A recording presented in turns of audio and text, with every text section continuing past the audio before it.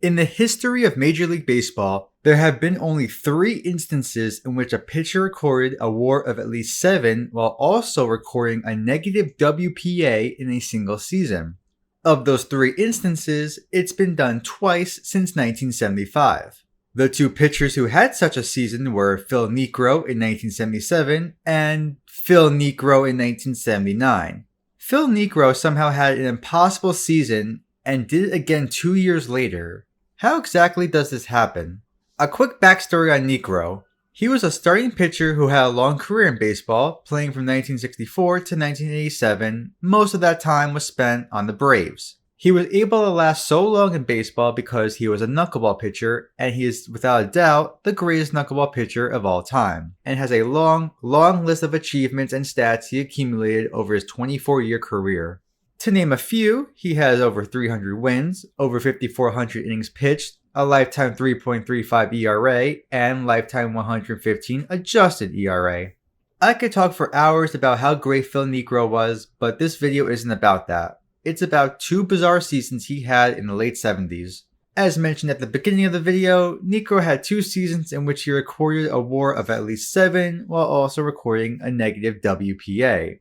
I've talked about WPA in a past video, so if you haven't watched that video, watch it now. I could use the views. If you haven't watched it, to put it simply, WPA, or win probability added, measures the impact a player had on his team to win the game. The higher a player's WPA is, the more he contributed to his team's success. This stat is measured through individual situations, and every situation differs in magnitude of WPA earned or lost. It is important to know that WPA measures a player's contributions to help his team win the game in the current situation.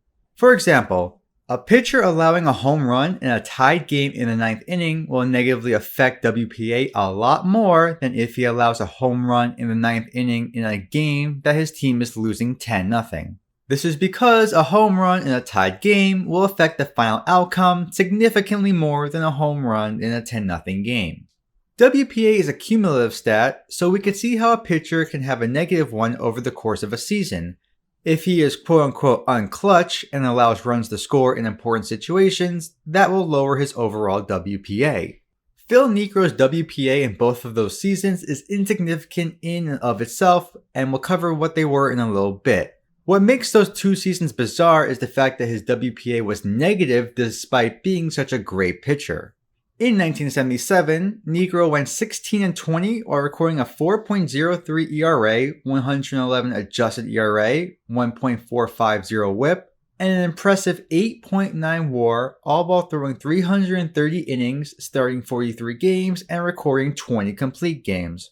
In 1979, Niekro went 21-20 while recording a 3.39 ERA, 119 adjusted ERA, 1.240 WHIP, and a 7.4 WAR, while throwing 342 innings, starting 44 games, and throwing 23 complete games.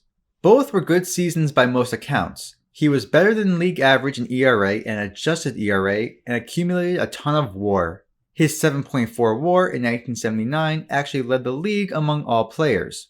When you're a pitcher who's above average while throwing a ton of innings, that's pretty impressive. However, despite being a terrific pitcher statistically, his WPAs were negative. In 1977, he recorded a WPA of negative 1.3 and negative 0.4 in 1979. Both of those seasons are an anomaly, especially his 1977 one. To see just how much of an anomaly these years were, let's compare them to other seasons in the past. I will also only be looking at pitching seasons from 1915 to present day. Why 1915? For some reason, WPA stats are incomplete prior to 1915. I'm not sure why, but for simplicity's sake, all information presented in this video will be from 1915 to present day. As mentioned at the beginning of the video, there's only one other season in baseball history a pitcher posted a negative WPA while recording at least 7 WAR. The only other instance was a season by Wilbur Wood, who posted 7.5 wins above replacement and a negative 0.2 WPA in 1973. Niekro's win probability added in 1977 is more than 6 times lower. In fact, there are only 24 instances in Major League Baseball history for a pitcher to achieve at least 4.4 WAR and negative WPA in a single season. Niekro's record of 8.9 is more than double that mark. He's not just in first place, he's in first place by a significant amount. Nobody is even close to him. What about pitchers who were as good as Niekro was in 1977? There have been 84 instances of a pitcher achieving at least 8.9 WAR in a single season. Naturally, Niekro's negative 1.3 WPA is the lowest. The second lowest is 1.7 by Walter Johnson. The difference between 84th place and 83rd place is the same as 83rd and 65th. What about pitchers who matched Niekro's mark of 7.4 WAR in 1979? There have been 332 occurrences of a pitcher achieving 7 or more WAR in a single season. Niekro and Wood hold the bottom 3 places in WPA with their negative marks. The second worst mark is 0.6, nearly 2 points better than Niekro's worst tally. This has all been about WAR. What about another statistic, such as adjusted ERA? Niekro recorded adjusted ERAs of 111 and 119 in those 2 seasons.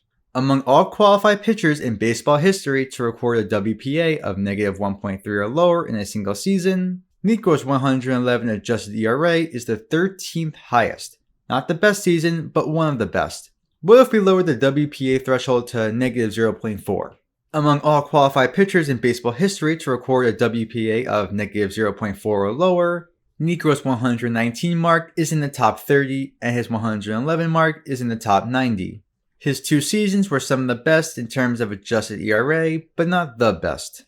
While that initially may not sound too bad, he cracks the top 100 twice when there have been over 2,200 instances of a pitcher recording a WPA of negative 0.4 or lower. 2 top 90 seasons, 1 top 30 out of over 2,200. How does this happen though? How does a pitcher achieve a terrific season, even a phenomenal one, and yet add a negative value for his team to win? And more importantly, how does this happen twice? There are multiple reasons, and one of them is the team that he was on both of those years was really bad. Niekro spent both of those seasons with the Atlanta Braves, who went 61 for 101 in 1977 and 66 for 94 in 1979. It's difficult to raise WPA on a bad team that gives little run support. As mentioned earlier, WPA fluctuates based on plate appearance, and it's harder for a pitcher to raise WPA when losing than winning. In both seasons, Atlanta was well below average in runs scored per game. Niekro didn't have many great leads when he pitched and didn't have an opportunity to significantly raise his WPA. This is evident by the fact that he lost 20 games in both seasons, despite being below average in ERA for both seasons. Also to mention, Niekro's performance when given a lead. In 1977, games in which Niekro did have an ample run support, he wasn't good.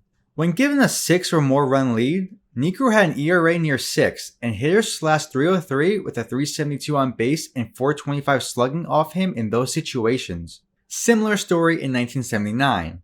When given a lead between 3 to 5 runs, Niekro had a 4.24 ERA, but hitters had an OPS over 800 off him. So, oftentimes Niekro did have the opportunity to raise his WPA, but struggled. Not only that, but in 1977, Niekro also struggled in high leverage situations, allowing hitters to hit an OPS of 750 off him in such instances. In both seasons, he was even worse in late and close games, and similarly bad in tied games. When the score was close, especially after the 6th inning, Niekro struggled, which negatively affected his WPA. Niekro's WAR in these 2 seasons also may be skewed. The reason why they're both so incredibly high is because of the massive amount of innings he pitched. In both seasons, Niekro was good, but he wasn't great. He was able to accumulate so much WAR due to him throwing over 300 innings in both seasons. Think of it like a hitter achieving 200 hits in a single season, but needing 800 at-bats to get to that amount. While 200 hits is a wonderful milestone, it comes at a cost at a pedestrian .250 batting average. The only reason why that hitter got the 200 hits was because of the sheer volume of at-bats. Same situation with Niekro. He compiled so much WAR due to his innings pitched.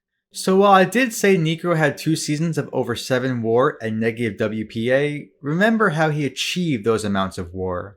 In conclusion, he was a solid pitcher who was plagued with a bad team and often struggled in important situations. Phil Niekro had one of the most bizarre pitching seasons in baseball history, and he did it twice.